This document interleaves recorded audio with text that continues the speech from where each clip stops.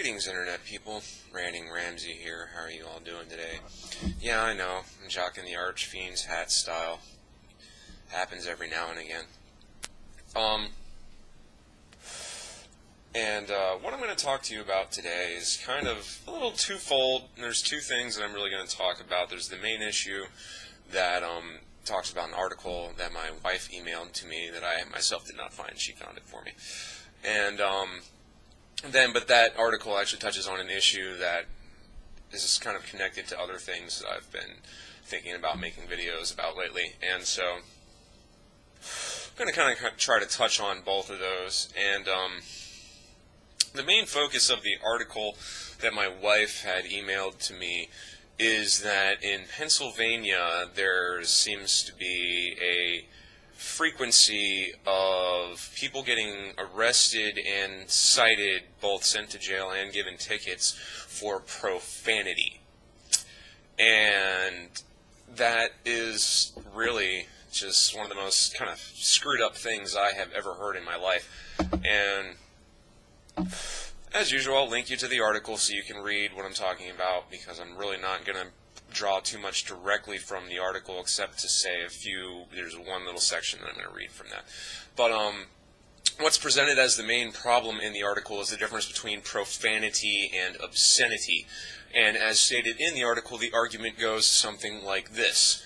Obscenity, under the Supreme Court's definition, refers to speech that mainly appeals to the prurient interest in sex, according to the ACLU.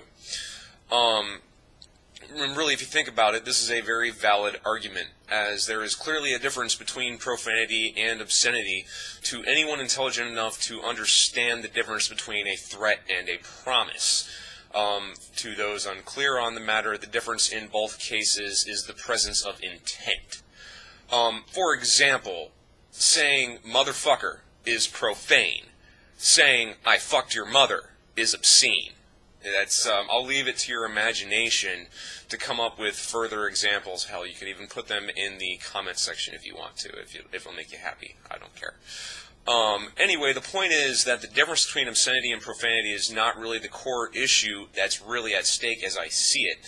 The core issue is the protection, or demonstrated lack thereof, of free speech. Arresting or issuing citations for profanity en masse is personal censorship. That is not the principle of free speech upon which this nation was founded.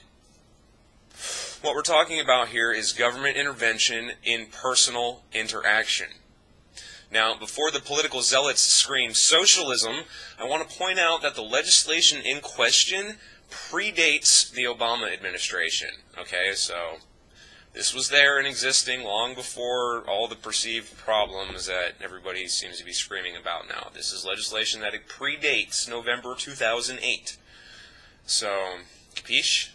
Anyway, if the American people tolerate this kind of limitation of the freedom of speech, well, they can slowly and surely kiss goodbye other fundamental freedoms. Freedoms their beloved forefathers fought and died for, freedoms they seem to be ever increasingly taking for granted.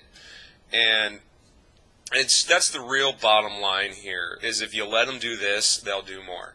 It's always been proven to be true that way. That you really, to me,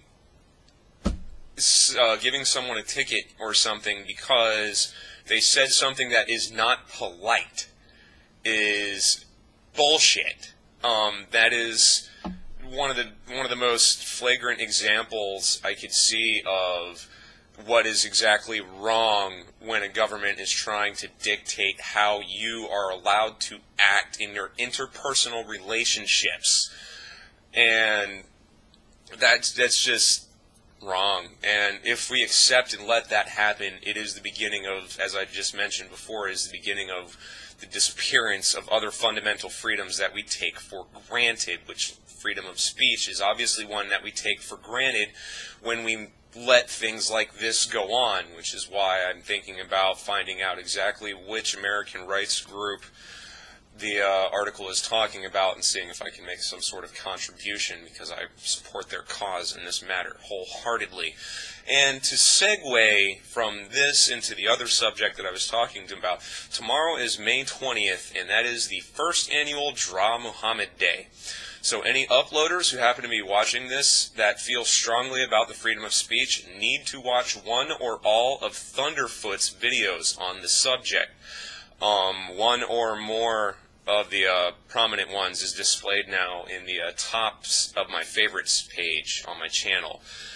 So if you're wondering where those are, he's also in my box of other channels to check out, so you can either go directly to his channel and see all of the videos, or you can see like 3 or 4 of them from my channel in the favorites box. And basically the first annual Dra Muhammad Day is a declaration from anyone who would not be stifled in their right to free speech by Islamic fundamentalists who find justification in the murder of an unarmed cartoonist because a cartoon he drew offended them.